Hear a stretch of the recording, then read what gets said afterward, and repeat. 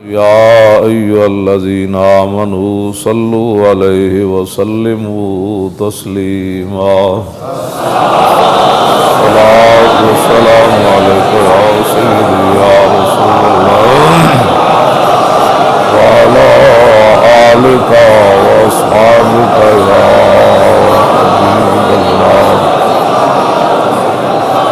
الصلاة والسلام عليك يا سيدي يا رسول الله وعلى آلك وأصحابك يا حبيب الله الصلاة والسلام عليك يا سيدي يا رسول الله وعلى آلك وأصحابك يا خاتم النبيين بندہ پروردگارم امت احمد نبی دوست دار چار یارم تاب اولاد علی مذہب حنفیہ دارم ملت حضرت خلیل خاک پائے غوث اعظم زیر سایہ ہر ولی صدیق عکس حسن کمال محمد فاروق ذل جاہ جلال محمد عثمان ضیاء شمع جمال محمد حیدر بہار باغ خصال محمد صلی اللہ تعالی علیہ وسلم۔ حضرات ذی وقار سامعین محترم، ہمارے آقا و مولا حضور پر نور شافع یوم النشور صلی اللہ تعالی علیہ وآلہ وبارک وسلم آپ کا ادب، احترام، عزت، آبرو، آپ کی ناموس کی حفاظت، ختم نبوت پر پہرا دینا اور حضور کے دین کی بات کرنا۔ اب نبی علیہ السلام کی تشریف آوری سے پہلے انبیاء علیہ السلام اور رسول تشریف لاتے رہے، اس میں ایک بستی کی طرف بھی ایک نبی تشریف لائے، یک وقت کئی نبی اور رسول تشریف لائے دین کی حفاظت کے لیے، لیکن جب حضور تشریف لائے تو دین مکمل ہو گیا۔ حضور کی تشریف آوری کے بعد دین مکمل ہو گیا۔ اب میرے آقا و مولا اس دنیا سے تشریف لے گئے، اب دین کی حفاظت کس نے کرنی ہے؟ نبی اور رسول تو آنے کوئی نہیں، تو پھر یہ حفاظت حضور کی امت کے ذمہ ہے، اور حضور کی امت کی قیادت جو ہے وہ علماء اور مشائخ کریں گے قیامت تک۔ بس اتنی بات ہے، اس سے زیادہ کوئی لمبی چوڑی بات نہیں ہے کہ دین کی حفاظت حضور کی امت نے کرنی ہے، اور اس کی قیادت جو ہے وہ رسول اللہ کے غلام کریں گے، اور تا صبح قیامت یہ دین ایسے چمکتا دمکتا ساری دنیا کو نیچے رکھ کے اوپر ایسے سورج کی طرح یہ چلتا رہے گا۔ یہ کوئی بات نہیں ہوتی کہ اگر ادھر کوئی ہو گیا تو ادھر کوئی ہو گیا تو ادھر کوئی ہو گیا۔ اگر بدر کے اندر صحابہ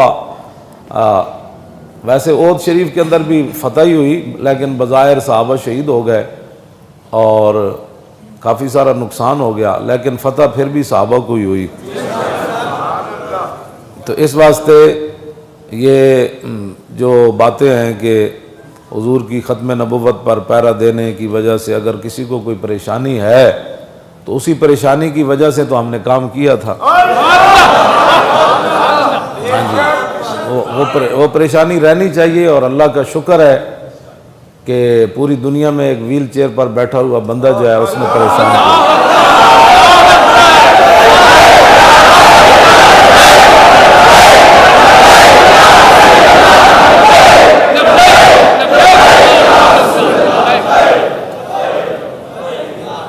اس وقت پاکستان کا سب سے بڑا مسئلہ جو ہے وہ یہ ہے کہ مولوی خادم روٹی کہاں سے کھاتا ہے۔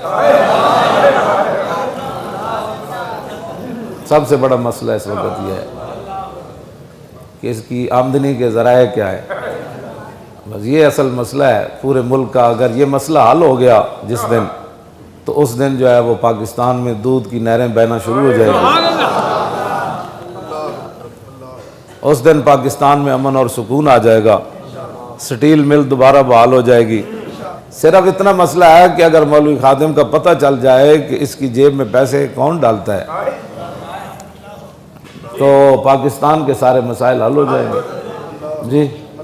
اس دن لوگوں کے گھروں کے دروازوں پر انصاف آ جائے گا، اور پٹواری خود فردیں لیے لوگوں کے دروازے پر دستک دیں گے کہ آپ کو فرد کی ضرورت تو نہیں، تحصیلدار خود زمینوں کے کاغذات لوگوں کے گھروں تک پہنچائے گا، رجسٹریاں مفت ہونا شروع ہو جائیں گی، اور پاکستان میں 10-10 لاکھ مرلے کے بجائے 50,000 مرلہ زمین ہو جائے گی، سستی ہو جائے گا، ڈالر کا ریٹ اس دن 10 روپے رہ جائے گا، پیٹرول اس دن 2.5 روپے ہو جائے گا، جس دن مولوی خادم کے مسئلے حل ہو جائے گا۔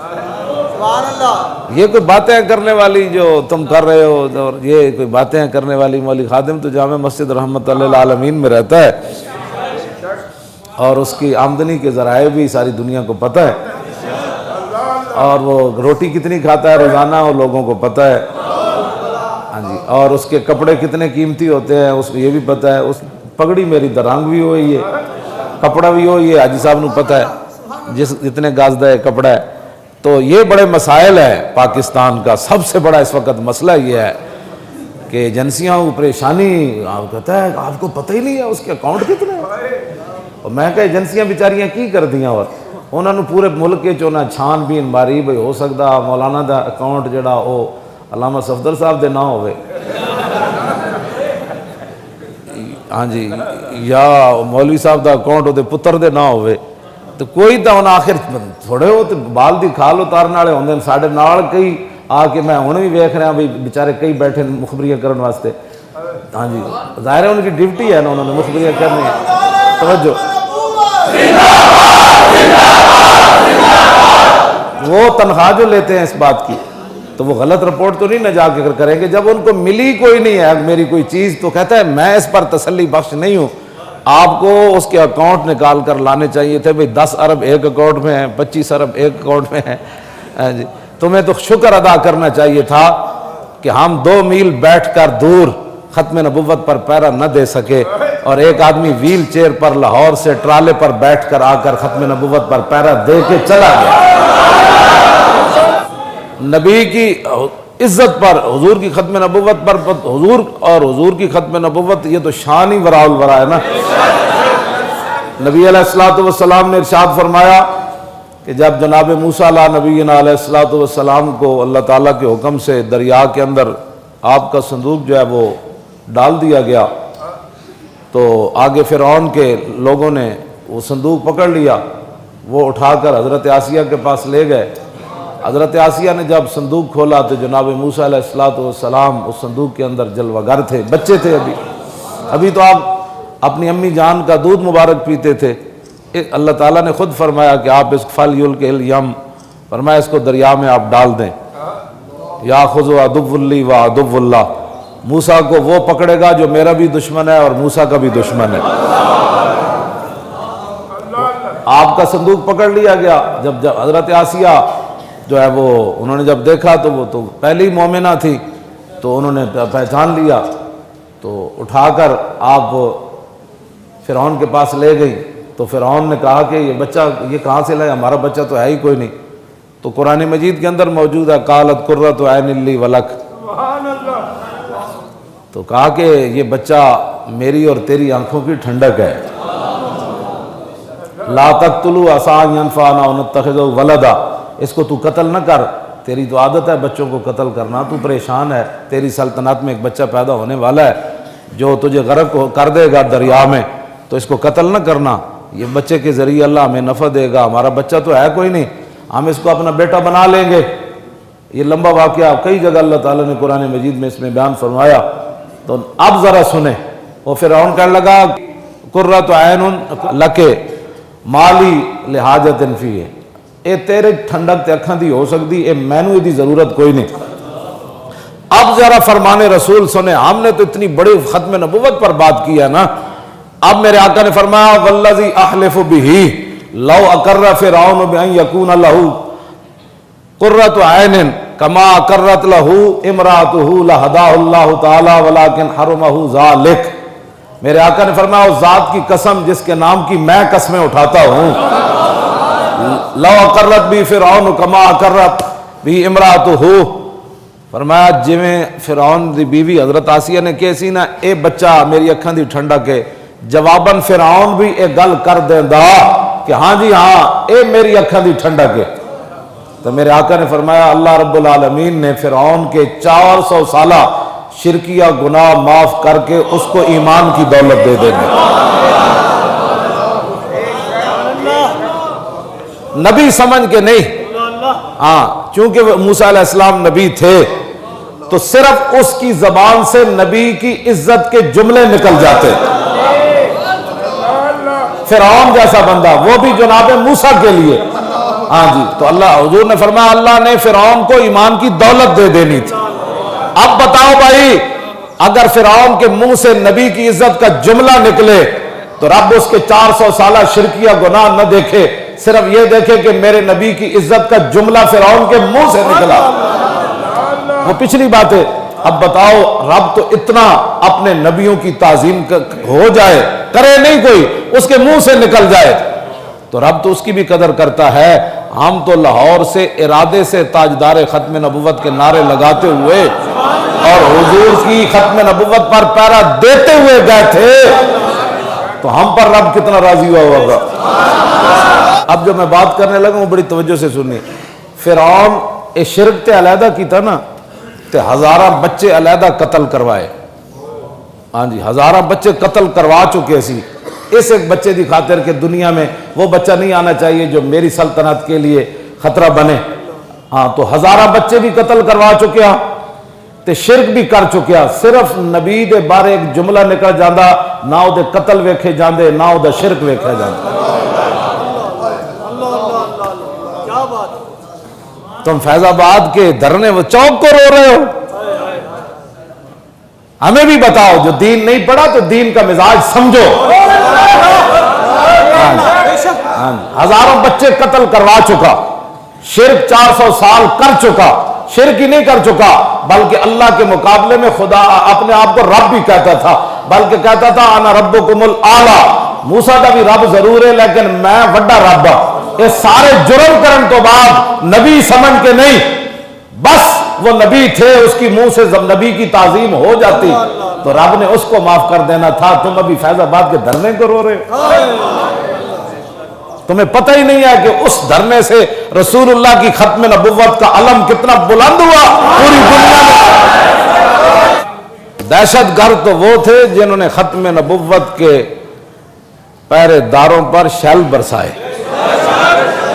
ہاں جی دہشت گرد تو وہ تھے جنہوں نے ختم نبوت کا نعرہ لگانے والوں پر گولیاں چلائیں.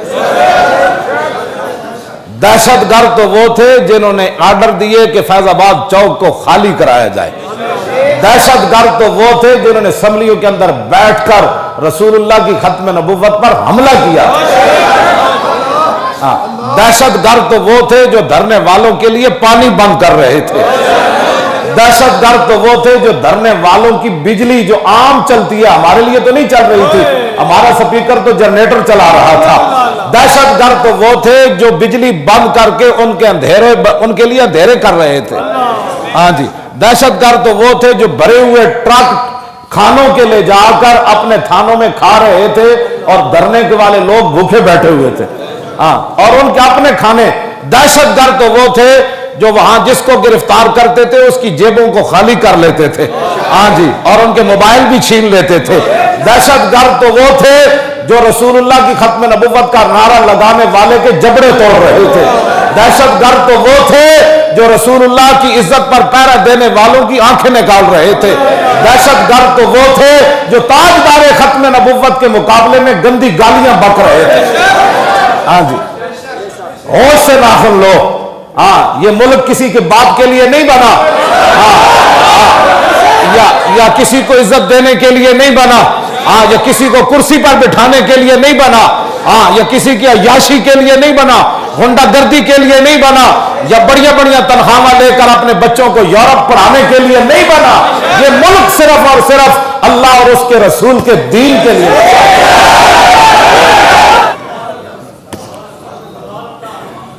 यहां तो कुछ भी नहीं हुआ। हुजूर की खत्म नबुव्वत के लिए तो पूरे सहाबा जख्मी हो गए ना, क्यों जी? हजारों सहाबा जख्मी हो गए, 1200 तो शहीद हुए ना, 700 हाफिज और कारी थे। इस उम्मत के सबसे बड़े कारी भी शहीद हो गए, हजरत सालिम। क्यों? उम्मे उमारा का हाथ भी कट गया। एक पुत्र पहले कटवाया, फिर जलवाया, फिर दूसरा पुत्र लेकर फिर यमामा चली गई, फिर हाथ भी कट गया, फिर 11 जख्म और लग गए। जब वापस आई तो सैयदना सिद्दीक अकबर का दौरे खिलाफत है, सिद्दीक अकबर चल के उनके घर गए, चल के उनके घर गए और उनका हाथ देखकर कहा कि ये क्या हुआ? फरमाया ये क्या पूछते हो, ये हुजूर की खत्म नबुव्वत के लिए कटा है और मुझे इस पर फख्र है।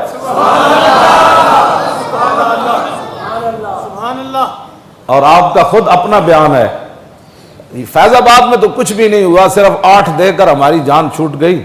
हाँ जी, क्यों जी? वापस आई तो आपके पोते हजरत अब्बाद ने पूछा, दादी जान आप तो यमामा में मौजूद थी, हाथ भी कटवा के आ गई और अपने जिस्म पर 12 जख्म ओद में खाए और 11 और खा के आ गई, और अपना बेटा हबीब बिन जैद कटवा और जलवाया, तो दूसरा अब्दुल्ला लेकर चली गई। तो बताएं यमामा का मंजर क्या था? तो आपने अपने पोते को फरमाया, बेटा 1200 तो वो थे ना जो शहीद हो गए, और मेरा हाथ जो है उसका इलाज कराने के लिए खालिद बिन वलीद एक हकीम को लाए, खून बंद नहीं हो रहा था। तो कहा कि जब उसने जैतून का तेल गर्म किया और मेरा हाथ डाला उसमें, तो फरमाया पोते इतना कटने में मुझे दर्द नहीं हुआ था जितना तेल में डालने की वजह से हुआ था। और फरमाया कि तू सोच सकता है सहाबा के सारे पुराने कपड़े खत्म हो गए थे, जला जला कर, और राख हम उनके जख्मों में भरते थे, तो जख्म अभी बाकी थे, कपड़े खत्म हो गए, राख भी कोई नहीं थी जो सहाबा के जख्मों पर रखी जाती। तारीख नहीं ना पढ़ी तो तारीख पढ़ो कि खत्म नबुव्वत का मसला है क्या। फरमाया मैंने देखा, तवज्जो है गल सुनना, कि तुसी भी बाहर जाके ऐसे तबसरे कर दो, ए पते लग जाएंगे अख बंद होने तो बाद कि जिन्ना रसूल, हाँ जिन्ना रसूल जे छिपकली दूर बह के जनाब इब्राहिम दी अग नूं सिर्फ फूक मारे, उदी नीयत जाहिर हो गई, उदी फूक नाल जेड़ी अग आसमाना नाल शोले जिहदी गल्लां कर रहे सन, उदी बैर के मीला दूर छिपकली दी फूका नाल अग तेज नहीं सी होनी, लेकिन नबी दा बुग़्ज़ ज़ाहिर होया, और वो भी जनाब इब्राहिम के बुग़्ज़ ज़ाहिर हुआ। होते कहां खलीलो बिना काबो मिना, जनाब रसूलुल्लाह ना होंदे तो जनाब खलीलुल्लाह कितों होंदे। जनाब खलीलुल्लाह के लिए जलाई हुई आग को दूर से बैठकर छिपकली फूक मारे तो रब उसकी नस्लों को सजा दे दे, और जो खत्म नबुव्वत के खिलाफ काम करे, हाँ ये सिर्फ बताओ कि किसके कहने पर तुम ये सारे बातें कर रहे हो, किसको खुश करना चाहते हो? कि पूरी दुनिया में जो रसूलुल्लाह की खत्म नबुव्वत पर पहरा पाकिस्तान में हुआ, जिन्होंने पहरा दिया वो दहशतगर्द हैं और वो करप्ट हैं। ये आलम कुफर को तुम पैगाम, पहले मुमताज को फट्टे लगाकर तुम पैगाम दे चुके हो कि हम नबी की इज्जत के वफादारों के साथ ऐसा करते हैं। अब दोबारा ये पैगाम दुनिया को देना चाहते हो कि इज्जत पर तो हमने ये काम किया, मुमताज को फट्टे लगाया, और जिन्होंने खत्म नबुव्वत पर पहरा दिया हमारे नजदीक उनकी ये मुकद्दर है। डरो खुदा से, होश करो, कुछ मकरो रियाज से काम न लो, या इस्लाम पे चलना सीखो या इस्लाम का नाम न लो। हम समझते हैं यही तो इम्तिहान है तनवीर, हाँ जी यही तो इम्तिहान है तनवीर, किसने किसको खुश करना। बात ऐसी नहीं है, हमने तो इधर बैठे हैं, इधर भी बैठना है, जेलों में भी बैठे रहे, आखिर तो मौत है ना। हाँ जब हम मौत के लिए तैयार बैठे तो जेलें बेचारी क्या हैसियत रखती है। हाँ जी बिल्कुल, हाँ जी मौत तो आखिरी बात है ना। मौत मैं कराची तो लेके थे फतेह जंग तक गया, बखर तक गया, सारे कब्रिस्तान मिट्टी की ढेरी, पहले बड़ी सारी ढेरी होंगी 6 फुट की, फिर छोटी होंदी 1 फुट की रह जाती, फिर वो भी जनाब जो कब्रे कुहन उखड़ी तो देखा न तारे कफन था न उज़्वे बदन था। हाँ जी जब पुरानी कब्र उखेड़ी जाए तो ना उसमें कफन का कोई रेजा होता है اور نہ بدن کا کوئی ٹکڑا ہوتا ہے. آخر تو بندے کا انجام یہ ہے نا, تو ہم تو اس کے لیے تیار بیٹھے ہیں. ہاں اگر تم نے کہیں اڑ کر جانا ہے اور قبر میں نہیں جانا حضور کے سامنے, کل قیامت والے دن اوتھے جڑا پل صراط ہوتے, کیوں جی ہاں اوتھے پھر اس دن اسی تے مست ہو گے نا, بغیر توجہ بغیر ویکھے صرف نعرے پر ہم وجد کر رہے ہیں. کیوں جی, تو کتنا تلوار سے زیادہ تیز اور بال سے زیادہ باریک. تو اعلیٰ حضرت بریلوی فرماتے ہیں پھر آدمی گزرے گا کیسے, تو اعلیٰ حضرت فرماتے ہیں رضا پل سے اب وجد کرتے گزریے.